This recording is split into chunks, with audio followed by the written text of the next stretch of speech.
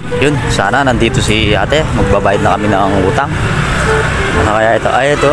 Ate. Ate. Magbabayad daw kami ng utang. Sabi ni mama. Ano magbabayad? Wala na kayong utang dito. Nagbayad ka na. Ay, hindi, yung binayad ko na yun. Ano mo daw yun? Aguinaldo mo daw. Wait ng mama mo. Oo, eto. Magkano yung utang namin? 1,000. 1,000. Sabi niya kalahati muna daw. Kalahati 1,000 na to. Eh, Itodo nyo na. Ewan ko kay mama, magulo rin siya eh. Sabi niya kasi kalahati. Itodo mo na. Sabihin mo sa mama mo. Oo, sabihin ko. Kalahati lang. Kalahati lang daw eh. Hindi mo... Pa. Ba't kalahati lang yung pera nyo? Wala sa dito. Ah, yun pala yun. Kaya pala sinasabi ni mama kalahati lang. Sa tatanggapin to, kalahati lang yung pera nyo. Kaya pala sinabi ng mama mo, kalahati lang. Oo. Sa inyo na. Sabi mo sa mama mo, wala na kalahing utang. Ah, ganun ba? Sige na. Wala nga pala. Oh. Wala lang yung utang nyo.